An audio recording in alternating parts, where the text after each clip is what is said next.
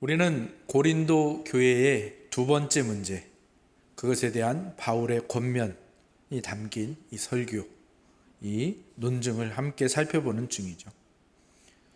그런데 혹시 이 두 번째 문제를 이런 식으로 생각해 보신 적은 없으신지 한번 들어보시기 바랍니다. 첫 번째 문제였던 분열과 분쟁의 문제는 분명히 교회의 문제로 보입니다. 전체의 문제로 보이고 공동체의 문제로 보입니다. 그런데 두 번째 문제인 이 음행의 문제는 그냥 개인적인 문제 아닐까요? 그것을 꼭 교회적으로, 공동체적으로 이렇게 지적해야만 하는가? 혹시 이렇게 생각하신 분이 있으신지 모르겠습니다. 사실 꼭 그렇게 생각하지 않더라도 이러한 부분이 우리가 흔히 저지를 수 있는 실수와 연결이 되어 있지요. 우리 교회의 지체가 교회 밖에서 죄악이나 잘못을 저질렀을 때, 또는 어떤 문제를 일으켰을 때 우리가 그것을 어떻게 받아들이는가 하는 문제죠. 그때 우리는 보통 어떻게 생각합니까? 그건 개인적인 문제이니 교회가 관여할 바가 아니다라고 판단을 하기가 쉽지요. 물론 교회의 지체가 자신의 거룩함을 해치는 일을 하고 있을 때 그것을 지적하고 권면하는 일은 결코 쉽지 않습니다. 특히 요즘처럼 개인주의와 이기주의가 만연한 이 시대에 또 사생활을 침범한다라는 그런 의도로 보일 수도 있기에 그러한 것을 싫어하는 이 시대에는 더더욱 쉽지 않죠. 사실 목회적으로도 이런 부분이 굉장히 어려운 부분이기도 합니다. 어디까지 권면하고 어디까지 말해야 하는가? 고린도 교회도 이런 비슷한 인식이 있었던 것 같습니다. 그런 말이 있다고 합니다. 하나님은 침실에서 일어나는 일에는 관심이 없으시다. 잘못된 말이죠. 개인의 잘못된 신앙, 개인의 잘못과 교회 공동체, 신앙, 이것과 상관이 없다라고 생각하고 싶은 사람들이 지어낸 말입니다. 그런데 이러한 흐름이 고린도 교회 안에 있었던 것이고요. 그리고 사실 이러한 모든 생각들이 사실 지난주에 말씀드렸던 이 신비주의와 무관하지가 않습니다. 영적이고 신비하고 특별한 것만 쫓다 보면 어떻게 됩니까? 영혼과 육체를 자꾸 분리해서 생각하기 시작합니다. 영혼과 육체를 분리하기 시작하면 어떻게 되죠? 신앙과 일상도 자꾸 분리해요. 교회와 내 삶을 분리하죠. 근데 사실 우리 모두가 이 역량에서 자유롭지가 못합니다. 교회 안에서의 모습, 교회 밖에서의 모습, 저부터도 너무 다른데요. 그러나 우리가 분명히 성경을 통해서 알 수 있는 것은 무엇입니까? 한 사람의 죄가 공동체에 얼마나 큰 영향을 미치는지 보여주는 것들이 있지요. 대표적인 것이 아간의 범죄 아니겠습니까? 이스라엘 백성이 가나안을 정복하는 과정에서 첫 성이자 가장 강력한 그리고 방어가 완벽한 이 여리고성을 만나죠. 그런데 놀랍게도 하나님께서는 이 여리고성을 손도 안 대고 무기 한번 써보지도 않고 그렇게 정복할 수 있는 기적을 베푸시죠. 그것은 하나님이 이 전쟁의 주인이시라는 것을 그들에게 강력하게 보여주는 것이고, 이 모든 승리는 하나님의 것이다 라는 것을 보여주는 것이죠. 그 후에 두 번째 성을 만나죠. 아이성이라는 성입니다. 작은 성이기에, 그리고 여리고보다 훨씬 정복하기가 수월한 성이기에 쉽게 정복할 줄 알았습니다. 그런데 어떻게 됐죠? 말도 안 되게 패배하고 후퇴하게 되죠. 그리고 하나님께 여쭙니다. 하나님, 왜 우리가 패배한지 모르겠습니다. 혹시 우리에게 죄가 있습니까? 물어봤더니 하나님이 그래, 이스라엘 중에 죄가 있다. 그 죄가 어떤 거였죠? 이 아간이라는 사람이 여리고성을 정복할 때 그 얻은 전리품들 다 하나님께 드려야 되는 거고요.근데 그 중에서 몇 개를 개인이 착복을 한 거죠. 그래서 이 아이성에서 이 엄청난 패배를 하게 되었던 것입니다. 사실 제가 어렸을 때 성경을 읽을 때마다 이 사건을 만나면 제 마음속에는 굉장히 못마땅한 마음이 먼저 찾아오더라고요. 아니, 왜 한 사람의 죄 때문에 죄를 짓지 않은 많은 사람들이 피해를 입어야 되지? 왜 이 아간의 범죄로 인해서 이 전투 때 죽은 이스라엘 사람들은 너무나도 억울하지 않을까? 어쩌면 고린도 교회의 이 한 지체의 음행도 이런 식으로 받아들이기 쉽습니다. 바울 사도님, 뭐 한 사람의 문제 가지고 이렇게 호들갑을 떠십니까? 그 사람, 그런 사람도 있고 이런 사람도 있고 저런 사람도 있는 거죠. 그 사람의 개인 문제 가지고 마치 이것이 고린도 교회 전체의 문제인 것처럼 너무나도 확대 해석하시고 확대 적용하는 것 너무 나가시는 거 아닌가요? 오늘 읽으신 본문이 바로 그러한 반응에 대한 바울의 대답이죠. 6절을 보시기 바랍니다. 6절에 뭐라고 되어 있습니까? 적은 누룩이 온 덩어리에 퍼지는 것을 알지 못하느냐. 반죽을 부풀게 하기 위해서 이스트나 베이킹 파우더를 넣죠. 그때 반죽이 이만하다면, 밀가루가 이만큼 있다면 베이킹 파우더나 이스트 같은 거는 얼마만큼 넣습니까? 이 반죽만큼 넣나요? 아니죠. 한 꼬집, 두 꼬집. 요거트를 만들어 보신 분도 아실 겁니다. 요거트 만들 때 우유를 이만큼 했으면 그 마시는 요거트 한 병을 넣죠. 이 우유만큼 요거트를 넣지 않죠. 요거트니까 그래도 양이 되죠. 만약에 진짜로 유산균을 넣으면 한 숟가락, 두 숟가락만 넣으면 이 전체 우유가 발효가 되는 겁니다. 조그만 양이 전체를 발효시키고 전체를 부패시키는 거죠. 바울이 지금 이 이미지를 떠올리게 하는 겁니다. 한 사람의 죄, 한 꼬집의 이 누룩, 이것이 교회 전체를 물들게 한다. 바울은 이 한 덩어리의 반죽을 떠올리게 함으로써 이 모든 효과를 다 누리고 있는 겁니다. 이 죄가 한 사람의 지체, 한 지체의 죄가 교회 공동체에 얼마나 큰 영향을 미치는가. 동시에 교회가 한 몸이다라는 것까지. 바울의 교회론이 여기에서 강력하게 강조되고 있는 것이죠. 여러분 한번 생각해 보십시오. 여러분의 몸을 생각해 보십시오. 여러분의 코가 코로나 바이러스에 감염되었다라고 생각을 해 보십시오. 그러면 이 코만 코로나에 걸린 겁니까? 물론 코 근처부터 아프기 시작하겠죠. 하지만 곧 목이 아프고 머리가 아프고 열이 나고 온몸에 몸살기와 함께 거기다 후유증까지 온몸이 코로나로 고생을 하게 될 것입니다. 이게 한 몸이라는 뜻이고요. 한 지체의 죄와 잘못을 개인적인 문제로만 볼 수 없는 이유인 것이죠. 우리는 한 몸이기 때문입니다. 고린도 교회는 한 몸이기 때문입니다.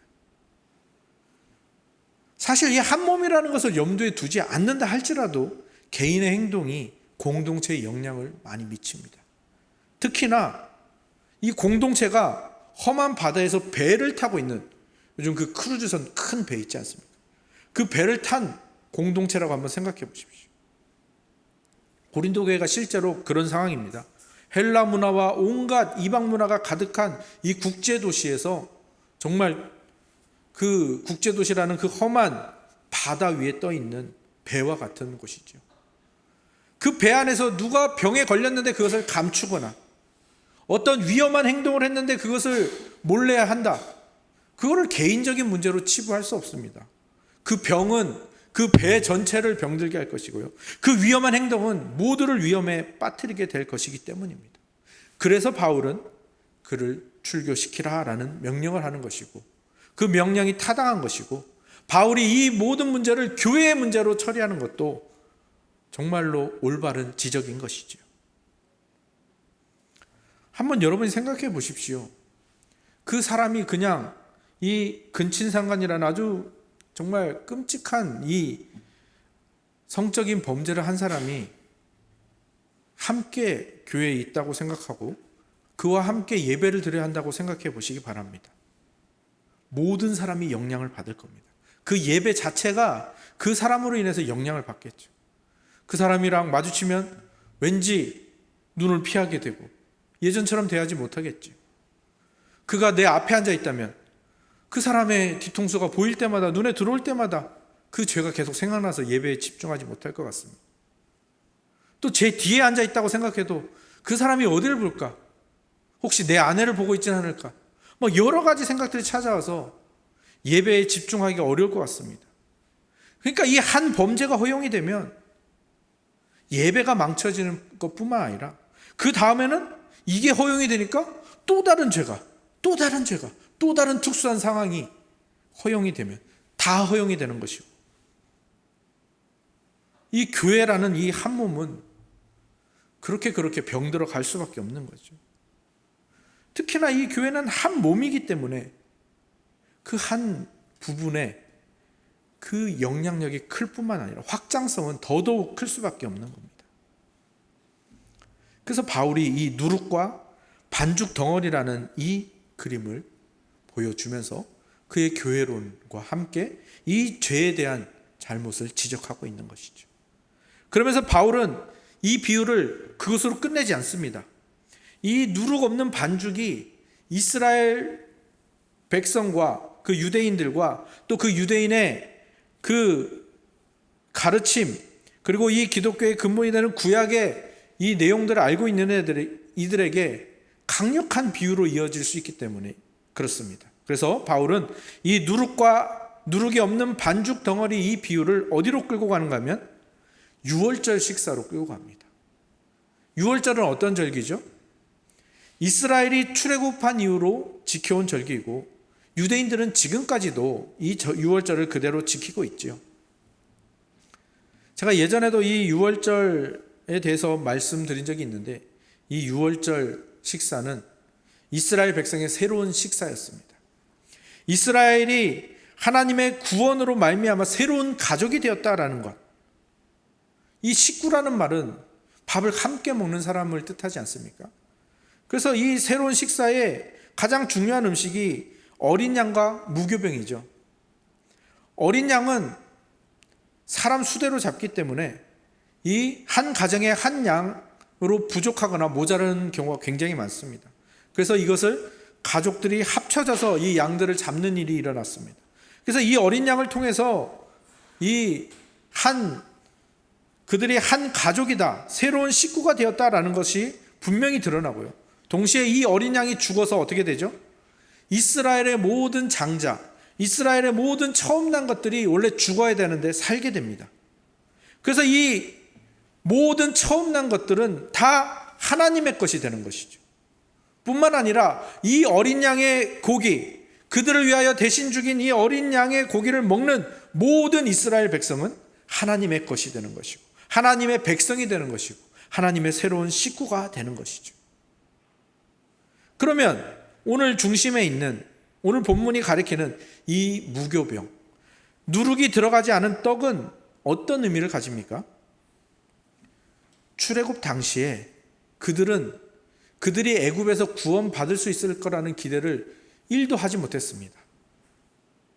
정말 그 9번째 재앙이 진행되는 동안에도 이스라엘 백성들은 믿지 못했죠. 그런데 이 10번째 재앙이 임하자 이스라엘 백성들의 이 상식이나 이 생각의 한도를 완전히 뛰어넘어서 완전히 다른 방식으로 급박하게 구원이 임했다라는 것을 보여주는 겁니다. 이 반죽을 부풀릴 시간도 없이 구원이 임했다라는 것입니다. 그래서 하나님께서는 이 누룩이 없는 떡, 무교병이 이스라엘의 유월절의 그 식사의 음식이 되게 하신 겁니다. 그리고 그 후로부터 유월절 규례를 지켜오는 모든 유대인들은 이러한 누룩을 제거하는 것을 이 절기의식의 핵심으로 가져갔습니다. 오늘날에도 이 절기를 경건하게 지키는 유대인 가정에서는 유월절이 다가오면 다가올수록 뭘 하냐면요, 집안에서 이런 누룩이나 이런 것들을 다 제거합니다. 특히 부엌에서 누룩이 들어있는 음식을 다 깨끗이 치워버린다고 합니다. 왜냐? 이 누룩이라는 것이 무엇을 상징하는가 하면 하나님이 베푸신 구원, 그리고 그 구원으로 인하여 우리에게 주어진 이 새로운 식구, 오늘날로 말하면 교회이죠. 이 교회라는 것을 부패하게 만들고 그것이 온 반죽에 퍼지는 나쁜 영향력을 상징하기 때문입니다. 하나님의 구원을 좀먹고 하나님의 구원으로 세워진 교회를 부패하게 만드는 것으로 그것을 누룩이 그것을 상징하기 때문이죠.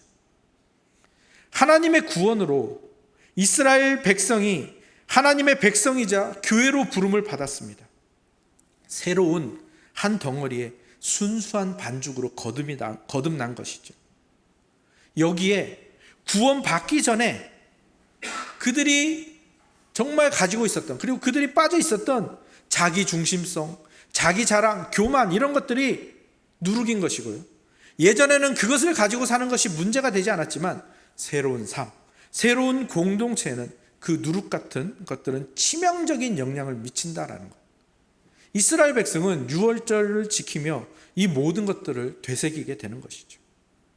그리고 바울이 오늘 이 누룩과 유월절의 이미지를 사용하는 의도가 분명한 거죠.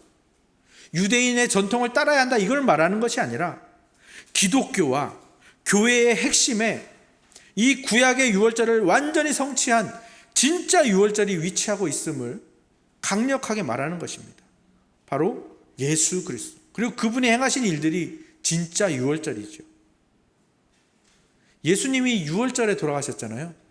그 잡히시기 전날 제자들과 함께 유월절 식사를 하고 그 다음 날까지 유월절이 그 저녁부터 이제 진행되는데 이 유월절에 예수님이 돌아가셨습니다.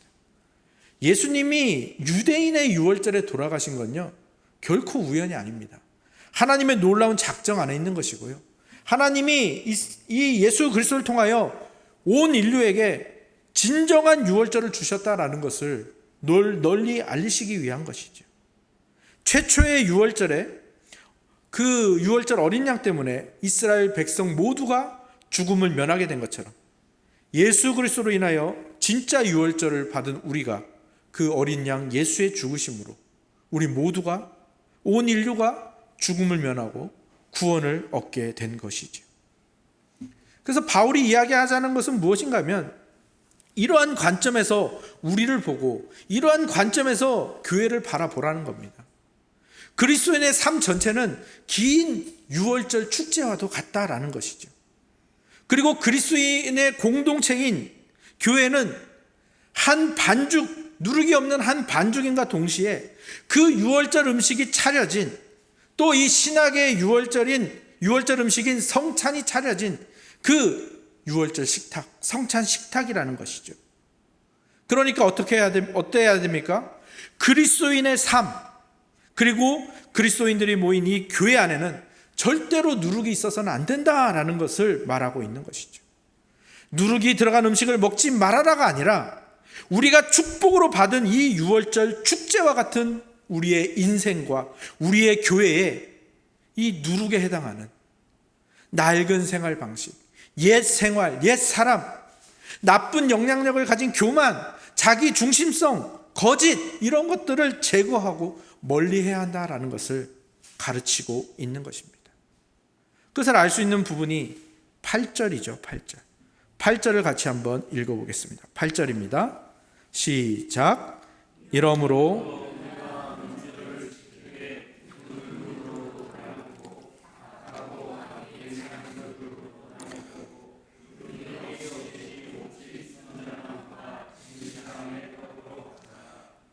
아멘. 8절에서 누룩을 두 가지로 표현합니다. 무엇이라고 표현합니까? 묵은 누룩과 악하고 악의에 찬 누룩. 묵은 누룩은 무엇을 말합니까? 아까도 말했던 옛 생활, 옛 사람의 생활 방식이죠. 이방인들이 회심하기 전에, 이스라엘 백성이 구원 얻기 전에 하던 행동과 그들이 가진 나쁜 영향력을 가진 교만과 자기 중심성을 말하는 거죠. 그 악하고 악의에 가득 찬 누룩은 그리스도인들이 조심하지 않을 경우에 다시 유혹에 빠질 수 있는 행동들을 말하는 거죠. 오늘 본문에 나오는 음행이 바로 그 행동들에 속하는 것이죠. 음행은 어떻습니까? 음행은요, 그것을 행한 사람에게만 악영향을 끼치는 것이 아니라 모든 범죄가 다 그렇겠지만 반죽에 누룩을 넣은 것처럼 온 반죽, 온 교회에 악한 영향력을 끼치는 범죄이죠. 우리가 여기서 주목해야 될 것은 이 누룩뿐만 아니라 이 누룩과 반대되는 의미로 제시하는 것, 바로 그것을 우리가 주목하고 거기에 우리가 집중해야 합니다. 8절에서는 그것을 무엇이라고 표현하고 있냐면 순전함과 진실함의 떡이다 라고 표현하고 있습니다. 우리나라 말 성경에는 순전함이라고 되어 있는 것을 좀 더 정확한 뜻으로 직역하자면 성실함입니다. 그러니 성실과 진실, 성실과 진리, 이것이 바로 누룩과 반대되는 개념이고 우리가 애써야 하는, 우리가 몸부림쳐야 하는 것임을 알 수가 있는 것이죠. 성실과 진실. 그러면 성실이라는 건 뭐죠? 성실이라는 것은 우리가 앞서서 나누었던 충성과 같은 의미입니다. 충성은 뭡니까? 내가 하고 싶은 것을 하는 것을 충성이라고 하지 않죠. 내가 하고 싶은 대로 한 것은 그 한 달란트를 땅에 묻어둔 그 종이 했던 것이고요. 주인이 원하는 것은 무엇이었습니까? 이 달란트를 가지고 나가서 남기라는 거였습니다. 거기에 충성하라는 거였죠. 그러니까 주인이 말한 대로 거기에 성실했던 것, 거기에 충성을 다하는 것, 바로 그것이 우리가 해야 하는 것입니다. 근데 우리는 많은 경우에 내가 열심히 있고 내가 힘을 쏟는 것을 성실이라고 생각하죠. 아니요. 그 중심에 항상 뭐가 있어야 됩니까? 네, 진실, 이 진리, 하나님의 말씀이 있어야 되는 겁니다. 그 말씀이 없는 열심은, 그 진리가 없는 열심은 열심이 될 수가 없는 거죠. 성실이 될 수 없고 충성이 될 수 없습니다. 악하고 무익한 종이라 그렇게 예수님의 그 비난을 받게 될 것이지요. 그러니 누룩은 진실과 반대되는 거짓에 대한 것임을 알 수가 있고요. 교회 안에서 제거되어야 할 모든 누룩은 모두 다 이 거짓, 말씀이 아닌 거짓에서 비롯된 것임을 우리가 알 수가 있죠. 오늘 본문의 음행도 거짓에서 비롯된 것이죠. 거짓에 속아서 하는 유사 사랑 행위, 아니면 사랑이 아닌 것을 마치 거짓으로 사랑이라고 박박 우기고 있는 것, 이것이 바로 음행이지요. 바울이 이 부분을 계속해서 강조하는 이유가 있습니다. 아까도 잠깐 언급했지만 우리는 성실히 임하는 것과 열심을 내는 것의 차이가 무엇인지 잘 모를 때가 많습니다. 충성과 열심을 구분하지 못할 때가 참 많다라는 겁니다. 명령하신 분의 말씀이 없는 열심은, 진실이 없는 열심은 가장 위험한 것입니다. 역사상 열심히 충만했던 자가 진실을 보지 못하고 진실을 가지지 못할 때 가장 재앙 같은 일들이 일어났습니다. 정말로 열심히 남달랐던 사람이 바로 히틀러라는 사람입니다. 그로 인해서 얼마나 재앙 같은 일이 일어났습니까? 열심만 있으니까, 진실이 없이. 공산주의를 만들어낸 마르크스, 이 공산주의를 만들어낸 것도 진실을 제대로 보지 못하고 열심만 있으니까 그것을 만들어낸 겁니다. 열심만 있는 크리스찬, 가장 위험한 사람입니다. 열심만 있는 사람에게 진실이 아닌 거짓이라는 누룩이 들어가면 그 영향력은 막대하죠.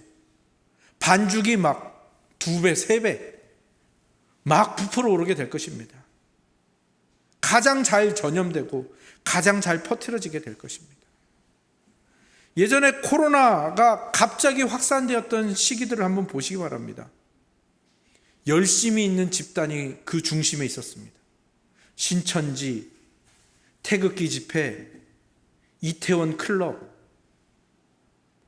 무언가에 열심히 가득한 이들이 있으니까 코로나가 기하급수적으로 확산되었던 바로 그 지점에 그 열심히 있는 자들이 있었습니다. 진실이 없이 열심만 있는 자들. 그렇다면 여기서 말하는 진실, 진리, 그것의 정확한 기준이 무엇입니까? 요한복음에 나오죠. 너희가 내 말에 거하면 참으로 내 제자가 되고 진리를 알지니 진리가 너희를 자유롭게 하리라. 내가 곧 길이요 진리요 생명이니 나로 말미암지 않고는 아버지께로 올 자가 없느니라. 누가 진리입니까? 예수 그리스도. 그분이 진리고 그분이 기준입니다. 그분의 말씀이 진리이고 기준입니다. 그분의 성품이 그 진리가 드러나는 모습이기 때문에 그분의 성품이 진리입니다. 예수님, 그리고 그분의 말씀, 그리고 그분의 성품, 이것이 우리가 추구해야 하는 진리입니다. 이것에 기초를 둔 성실, 이것에 기초를 둔 충성, 그것이 교회를 살리는 것입니다. 우리에게 가장 필요한 것이 바로 이 예수님과 그분의 말씀과 그분의 성품에 부합하려고 애를 쓰는 몸부림, 바로 그것입니다. 그것이 반죽을 순전하게, 그리스도의 몸은 된 교회를 순전하게 하는 것입니다. 근데 이 중심에 왜 이 음행이라는 죄가 들어왔는지 지난 시간에도 함께 나누었죠. 예수님께서 이 십계명을 어떻게 정리하고 확장시킵니까? 예수님께서 십계명을 어떻게 요약해 주셨죠? 마음과 목숨과 힘과 뜻을 다해 하나님을 사랑하고, 둘째는 이와 같으니 내 이웃을 내 몸과 같이 사랑하라. 이것이 십계명을 해석하는 키입니다. 그러니까 이 간음하지 말라, 음행에 대해서 간음하지 말라라는 계명은 나 혼자만 성적인 범죄를 저지르지 않으면 되는 계명이 아닙니다. 또는 내가 성적인 죄를 저지른 것이 그냥 나 혼자의 범죄로 끝나는 것이 아니라는 것입니다. 지난주에 말씀드렸죠. 대요리 문답이 이 계명을 어떻게 확장하는지, 나와 너의 순결을 지키는 것으로 확장합니다. 이게 예수님이 십계명을 요약해 주신 내 이웃을 내 몸과 같이 사랑하라라는 것이죠. 내 순결을 지키는 것으로 7계명이 끝나지 않고 다른 사람의 순결을 지켜주는 것까지 이 7계명이 가야 한다는 겁니다. 그러니까 내가 하는 행동들이 다른 사람의 순결을 해치는 일이 되지 않을까? 우리는 그것을 말씀으로 비추어 보고 예수 그리스도의 이 성품으로 그것을 지키려고 애를 써야 하는 것입니다. 7계명만 그럽니까? 아닙니다. 제6계명 살인하지 말라. 내가 누군가를 죽이거나 피해주거나 비난하지 않으면 이 계명이 지켜지는 게 아닙니다. 첫째는 하나님이 나에게 주신 생명과 내 몸과 내 명예를 소중하게 지키는 것, 이것이 첫 번째고요. 둘째는 이와 같으니 다른 사람의 생명과 명예와 그의 몸을 내 것처럼 소중하게 여기는 거예요. 여기까지 가야 이 6계명이 지켜지는 겁니다. 8계명은요, 도둑질하지 말라. 내가 남의 재산, 남의 물건에 손 안 대면 끝나는 계명이 아닙니다. 남의 것 빼앗지 않으면 끝나는 계명이 아닙니다. 하나님께서 나에게 주신 소유를 정당하게 사용하고 그것을 또 정당한 방법으로 이렇게 불려나가고 또 그것을 다른 사람에게 흘려보내고 내가 이 일을 하는 것뿐만 아니라 하나님께서 나에게 맡겨주신 사람들에게, 둘째는 이와 같으니 다른 사람의 소유도 그렇게 인정해주고 다른 사람의 소유가 그렇게 정당하게 불어날 수 있도록 지켜주고, 거기까지 가야 비로소 8계명이 지켜지는 겁니다. 9계명은요, 거짓말하지 말라. 나만 거짓말 안 하면 되는 게 아닙니다. 내 거짓말이 누군가에게 상처가 되지 않을까? 거기까지 봐야 하고요. 나의 진실과 양심을 지키고, 둘째는 이와 같으니 다른 사람의 진실과 양심을 내 것처럼 지켜주고 소중히 하는 데까지 가야 비로소 이 9계명을 지키는 것입니다. 왜 이 부분을 계속해서 강조할까요? 하나님의 말씀에서 멀어지는 것, 그리고 이 한몸된 교회를 깨트리는 건요, 아주 간단합니다. 앞서서 말했던 이 모든 것을, 옛 생활 방식, 그 악의와 악에 가득 찬 누룩, 묵은 누룩, 이거 다 하나입니다. 하나. 뭐냐 하면 나만 하는 겁니다. 아, 나만 은혜 받으면 되지. 아, 나만 예배 잘 드리면 되지. 아, 나만 실수 안 하면 되지. 아, 나만 잘 살면 되지. 이렇게 하면요, 교회는 금방 깨집니다. 교회는 금방 부패하고요, 금방 하나님의 말씀에서 멀어지게 됩니다. 그러면 하나님의 말씀대로 살아가며 충성되고 성실하게 살아가며 교회를 지키고 순결하게 세워가는 방법은 무엇이겠습니까? 간단합니다. 무엇입니까? 너와 내가 다르지 않은 한 몸이다라는 것, 우리가 주님의 한 몸으로 부르심 받았다라는 것을 늘 기억하면서 그 예수 그리스도, 머리 대신 예수 그리스도의 말씀과 그분의 성품으로 서로를 사랑하고 서로를 세워주고 거룩함으로 지켜주는 일을 힘쓰는, 그러면 교회는요 성숙해지고 성장해가고 부흥해갑니다. 그렇게 하면 교회라는 이 유월절 식탁, 이 성탄 식탁이 거룩하게 유지가 되고요, 이 교회는 항상 힘을 얻습니다.